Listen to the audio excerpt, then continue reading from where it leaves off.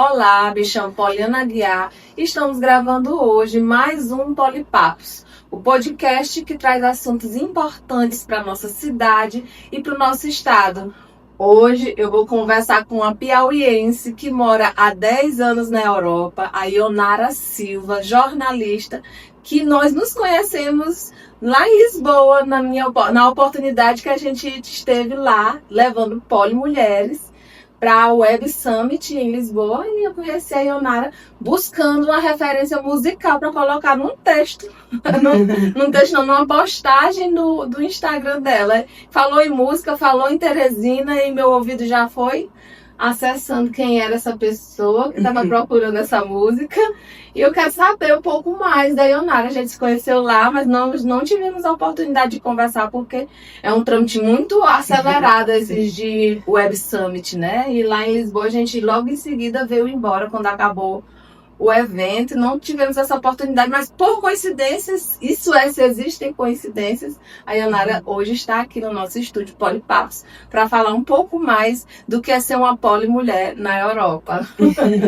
Quem é a Ionara? Fala um pouquinho sobre você para o nosso público. Bom, primeiro agradecer aqui pelo convite, por esse encontro também, porque querendo ou não, tudo é isso. Não sei se existem coincidências, mas é verdade que a gente se conectou há mais ou menos 2 ou 3 semanas atrás, e do outro lado do Atlântico, e aí calhou que eu já vinha para Teresina, então a gente se encontrou e assim, parece que nos conhecemos há muito tempo, quando na verdade esse é o segundo encontro, e o primeiro foi do lado de lá do Atlântico, e o segundo aqui em Teresina. De onde você veio, né? E a Ionara nem morou muito tempo aqui em Teresina, gente. Eu fiquei assim, meu Deus, mas cadê o sotaque? Você é piauiense, conta um pouquinho dessa sua estrada. Sim. Ela já transitou em muitos lugares. Bom, eu nasci aqui em Teresina, né, em 1986. E toda a minha família é uma família piauiense, né, tanto de parte de pai quanto de mãe. Todos imigraram no final da década de 80, início da década de 90 para Brasília, onde se estabeleceram, né, e, enfim, a família se desenvolveu e as outras gerações foram nascendo.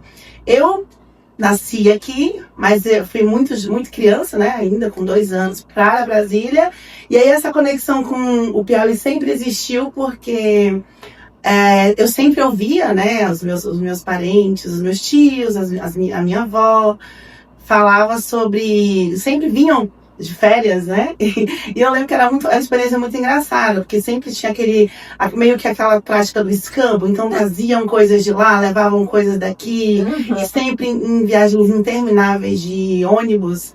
E eu achava super curiosa. Quando eu fui crescendo, né, fui ficando mais ali, com mais criança, foi quando eu comecei a viajar e vi para Teresina, e nessa altura ainda era de ônibus.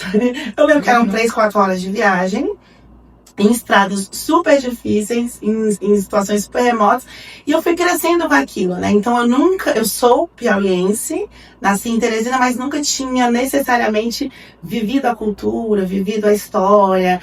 E aí, de uns tempos pra cá, eu comecei a querer entender, né? O coração começou a dizer, cadê, de onde tu é? Então, eu comecei a querer entender, querer voltar nessas origens, né? Então, é isso. Eu fui criada em Brasília e moro já há quase 10 anos, né? Uma década já na Europa. E aí, e tem uma coisa muito interessante, quando a gente é imigrante, né? E eu sou uma pessoa migrante desde que nasci, praticamente, porque foi Brasília, depois foram outros estados, depois outros países, e até que eu estou na Europa agora, atualmente, há 10 anos.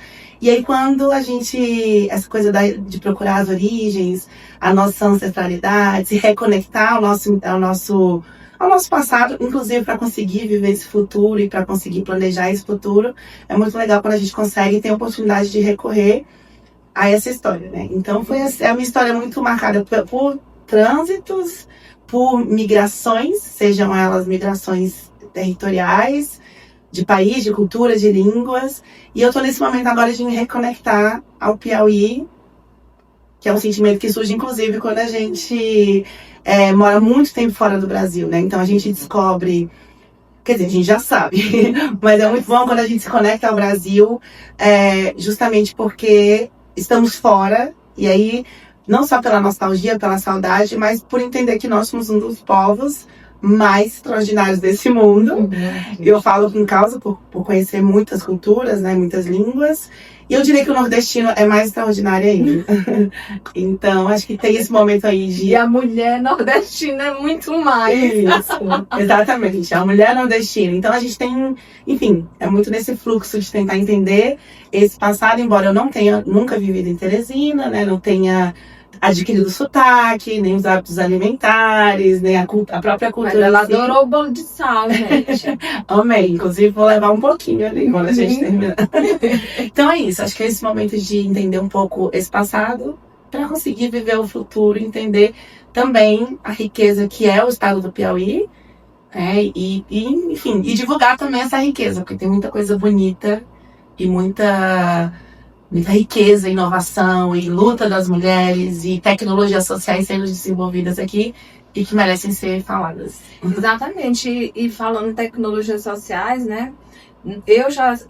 Tanto eu quanto a Ionara, a gente tem uma trilha em comum, somos produtoras culturais. Quem aqui do nosso público não lembra do Salve Rainha, que nós um dia já desenvolvemos várias atividades nos logradouros públicos da nossa cidade de Teresina, né? Então, a Ionara também tem essa trajetória dentro da cultura, da produção cultural, e é jornalista, né? Atualmente trabalha como colunista no jornal. Conta um pouquinho de como é a sua realidade profissional hoje, um pouquinho dessa sua trajetória profissional. Foi assim, transitória também quanto os estados onde você morou? Sim. Porque todas as polimulheres, elas são assim, né? Elas começam na atividade profissional e depois elas desempenham outras e vai assim, se desenvolvendo em vários campos profissionais. Isso. Bom, eu sou jornalista de formação, né? Cursei a faculdade de jornalismo, cheguei a trabalhar como repórter em Brasília, de importante jornal lá em Brasília. E só que eu sempre tive uma formação e uma vivência muito híbrida, assim. Eu nunca me limitei apenas a uma profissão ou a um tipo de trabalho. Acho que tem muito a ver com isso, né? De ser uma polimulher.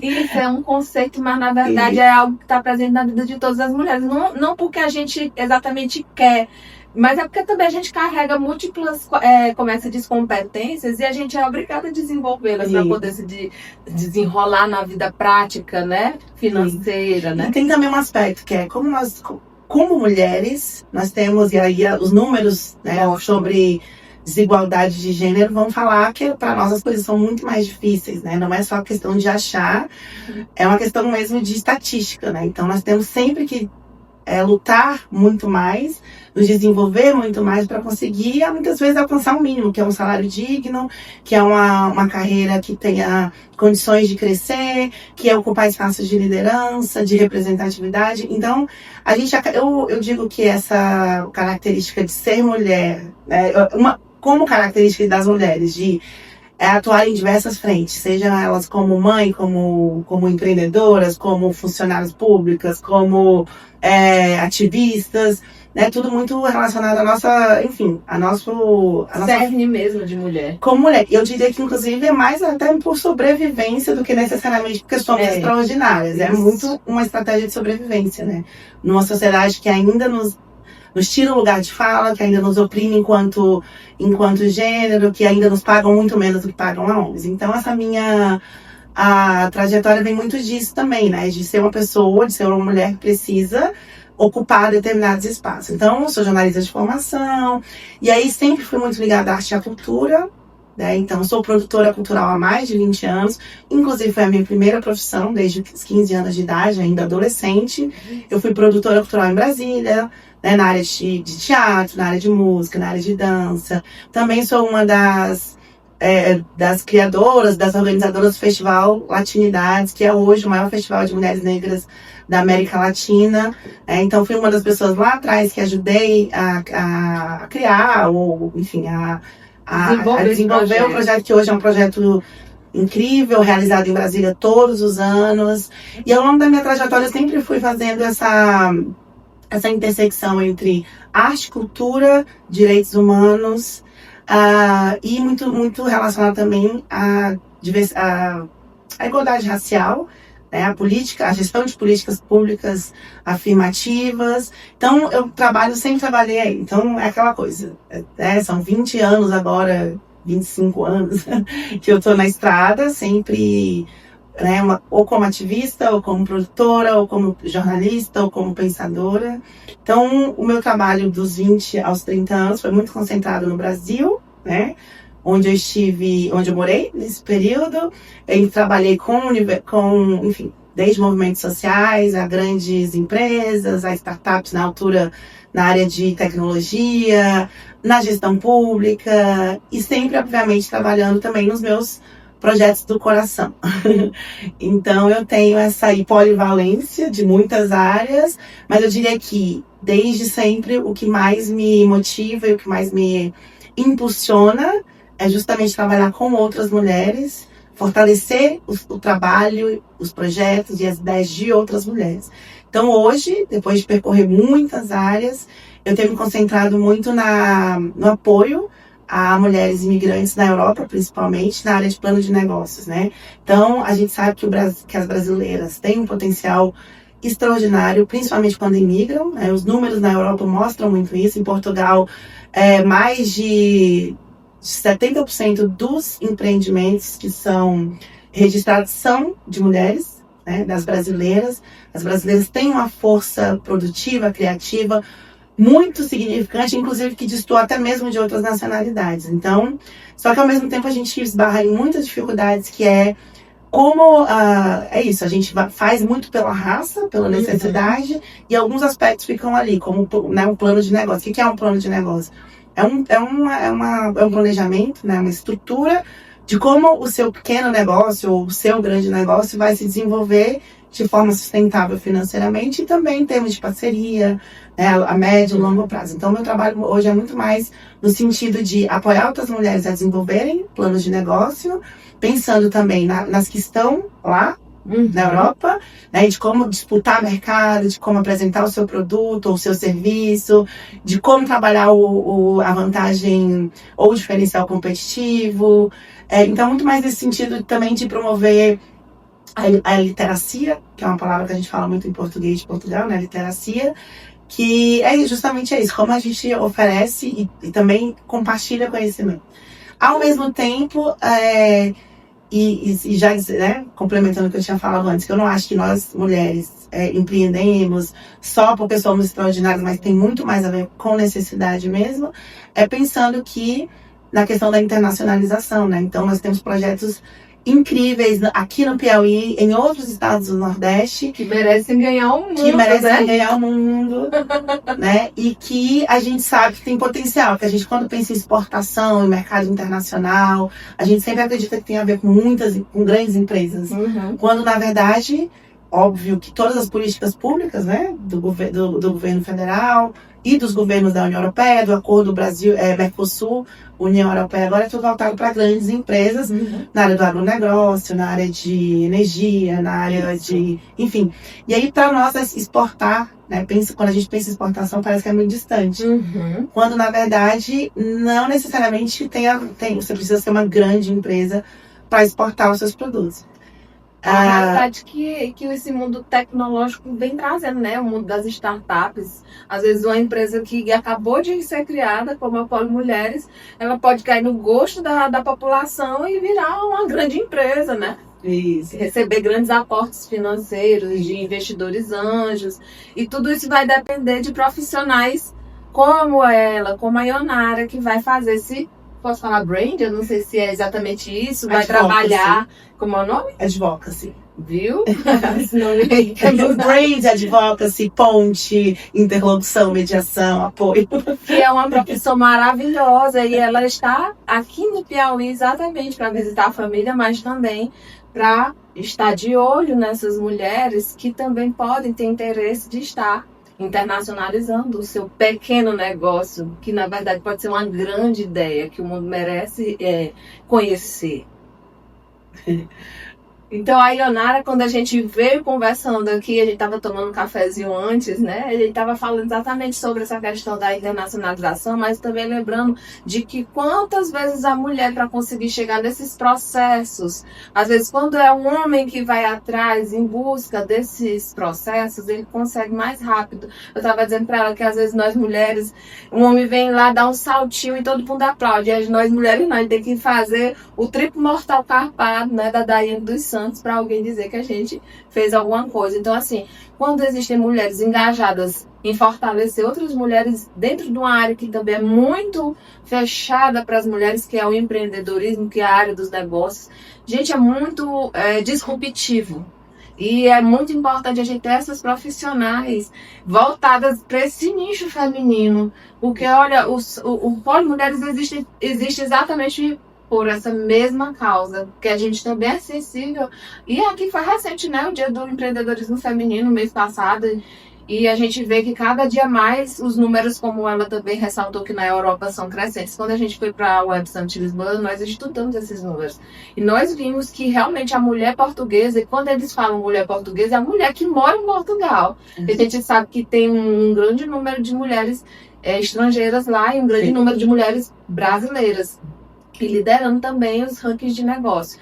Então, assim, eu soube, né, que as mulheres portuguesas, elas são as mais dispostas a empreender de toda a Europa, de toda a União Europeia. As mulheres de Portugal, elas estão 62% mais dispostas, inclusive aquelas que ainda não têm negócios, a empreender. Então, assim, é um nicho realmente que está em crescimento, é o empreendedorismo feminino, até mesmo porque a gente observa nos dados do IBGE, pelo menos aqui no Brasil, nós já somos as chefas de família, da maioria das famílias. Quando nós não lideramos a economia da família de forma direta, que é gerando a renda, mas a gente direciona 85% dessa renda, também tem esse dado, né? Mesmo quando a mulher não é a geradora, mas ela é quem decide como essa verba vai ser usada dentro da economia do lar. Que essa mulher já faz milagre na economia do lar. Imagina quando ela abre uma empresa, né? E infelizmente os bancos ainda não entenderam isso, né? Que é preciso colocar uma taxa de juros igual para a mulher, porque muitas vezes o banco entende que a mulher pode engravidar, ela pode ter outras intercorrências advindas da maternidade ou de outras circunstâncias que são da feminilidade em si, que isso pode levar o negócio dela a quebrar. Por isso ele não desenvolve umas políticas de financiamento que sejam justas para mulheres. E nós estamos aqui falando disso e vendo que é mais do que necessário, é mais do que urgente, e estamos atrasados, né? Precisamos correr contra o tempo para poder correr atrás desses 120 anos que a ONU colocou aí, que nós estamos ainda para percorrer, para chegar na tal igualdade de gênero em todas as áreas, né? Sim. E na área do empreendedorismo, a gente vai precisar do aporte dessas grandes profissionais para ajudar as mulheres, de produtos como o aplicativo Pode Mulheres e de mulheres engajadas dentro desses projetos, para que a gente consiga reduzir esse tempo, né? 120 anos é tempo demais, né, Ionara? É muito tempo, né? Nem nossas filhas, se eu tivesse uma filha, eu poderia viver essa tal igualdade, talvez uma bisneta. Isso.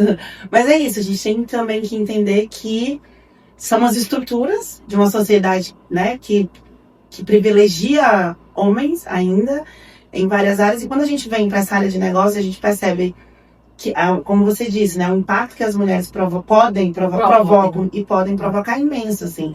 Não só economicamente falando, mas em termos mesmo de inovação, em termos de criatividade, de gestão, né? Seja ela financeira, seja ela gestão de pessoas, de liderança. Enfim, então, a participação da mulher como protagonista no ecossistema empreendedor não é só uma oportunidade para um país, né, ou para um estado, como globalmente, assim. Porque quanto mais estivermos em espaços de decisão e conseguindo também interferir na economia, né, na política econômica também, no crescimento do país, é extraordinário. Ao mesmo tempo, a gente ainda luta, né, e precisa cobrar cada vez mais os agentes públicos por políticas que promovam essa inclusão, né? Então, há instâncias tanto governamentais a nível local, nacional, regional, em que é preciso que as instituições, né, e aqui eu posso citar o SEBRAE, seja a nível nacional, seja a nível local, a própria Apex, que é uma agência também, né, de exportação, que trabalha também a questão das exportações, né, dos mercados estrangeiros, e outras agências de cooperação, seja agências de empreendedorismo, enfim. Todo mundo tem ainda muito trabalho pela frente, né? Seja na política de financiamento, seja na articulação com o sistema bancário para diminuir os juros, para diminuir os riscos e também para combater o preconceito, né? Isso. Porque quando qualquer uma de nós vai a um banco para conseguir financiamento para um projeto ou qualquer outra iniciativa, né? Se você é solteira, isso já tem um impacto. Se você tem mais de 2 filhos, tem um impacto. Se você, enfim, tudo é feito para impedir que a gente consiga ter acesso ao crédito e a oportunidade de fazer negócio, né? Por diversas questões, como já falamos aqui, de preconceito de gênero, da própria discriminação. Então, é muito importante que não se descanse em nenhum momento em criar essas políticas que vão promover o acesso. Porque não adianta nós ficarmos aqui lutando na ponta, debatendo, se não existe lá na fonte, no nascedor das políticas públicas, uma iniciativa, né? Isso. Realmente. E o entendimento de que inclusão não é só discurso. Inclusão é sentar, colocar os pontos nos is, né? E chamar outros agentes do Estado para conseguir fazer essa articulação. Não é favor, não é? Exatamente. E aí, eu acho que, reforçando também aqui o seu trabalho, né? Com o aplicativo, com a Polimulher, com o Polipapos, com o aplicativo Polimulheres, que são essas iniciativas, né? Que reúnem outras mulheres, que colocam outras agentes, né, em diálogo para fazer esse debate, para também chamar a atenção e também para reivindicar esses espaços, é fundamental, assim. Então, não só como aplicativo, que também não deixa de ser uma inovação tecnológica por envolver tantas mulheres, mas também em termos de impacto social. Na verdade, eu considero o Polimulheres não só como um aplicativo, eu considero como uma tecnologia social de valorização do empreendedorismo feminino. Porque nós não ficamos só na área do aplicativo. A prova disso é a própria feirinha, né? Que a gente não consegue acessar certas mulheres com o aplicativo. Algumas você consegue, alguns públicos, mas outros você tem que ir pro corpo a corpo, pro presencial. Então, assim, o Polimulheres, ele começou como aplicativo, mas nós já estamos estendendo a ideia para algo bem maior do que isso, justamente porque ao começar a gente só tem 3 meses de funcionamento, mas a gente já viu que podemos fazer muito mais trabalhando no real também, agregando o digital ao real. E é fantástico por entender essa intersecção entre o digital, mas também o corpo a corpo. Né? Porque não existe, por mais inovações tecnológicas que nós, enquanto seres humanos, inventem, nada vai substituir o corpo a corpo, o diálogo, e também entender que cada mulher vai ter ali um acesso diferente a determinados níveis de tecnologia, né? Isso, de tecnologia e também de própria participação social. Então, verdade. Esse trabalho que você está fazendo, né? Parabéns, assim, pode contar comigo como parceira.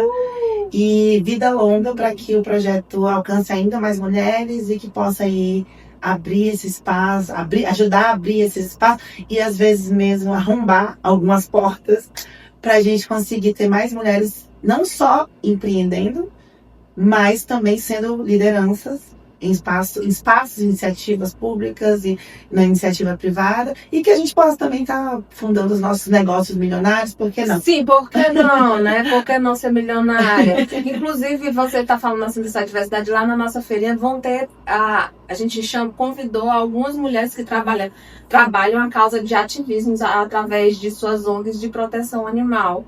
Então, nós vamos ter lá a Pipa, que é uma associação muito conhecida aqui no Piauí, que vai também estar levando lá o QR Code deles para fazer a arrecadação de Pix, porque eles também têm uma grande quantidade de animais já abrigados e que precisam desses recursos para pagar as inúmeras, porque você pensa, quando você tem um cãozinho já dá trabalho, agora você imagina um abrigo, gente.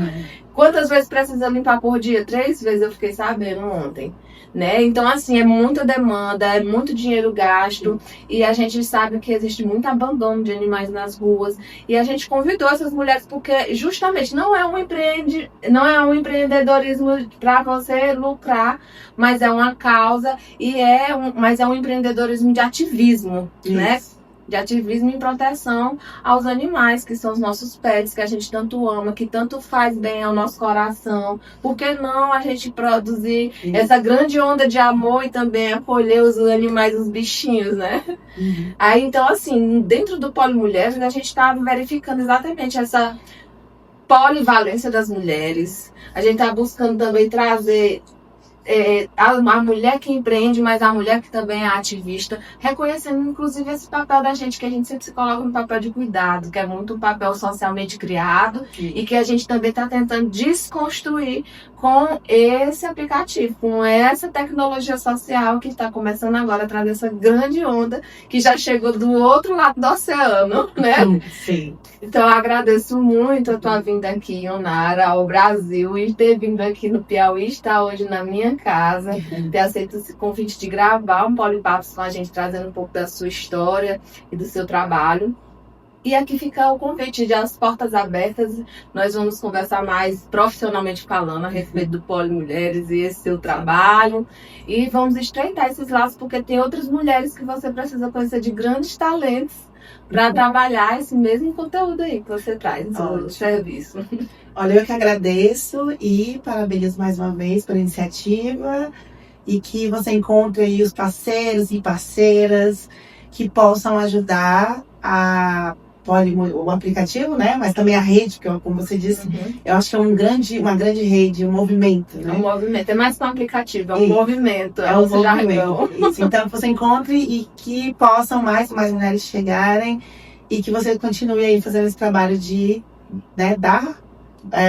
Eu não acredito muito que a gente empodere outras pessoas. Não, acho que a gente pode ir pra fora esse empoderamento. Isso. Mas a gente pode acender uma fagulha. Isso, que você pode continuar aí acendendo essa fagulha em outras mulheres para que elas venham também, saibam que elas são livres e podem fazer aquilo que sonham e alcançarem sua autonomia financeira. E também, como eu disse, acho muito importante disputar espaços de política, espaços de poder, e espaços de poder econômico também, porque nós também queremos falar de dinheiro e de sucesso e de progresso. Tá vendo, gente? Então a gente aguarda vocês até o próximo Polipapos. A feirinha é dia 14 de dezembro. Conto com vocês lá. Até a próxima.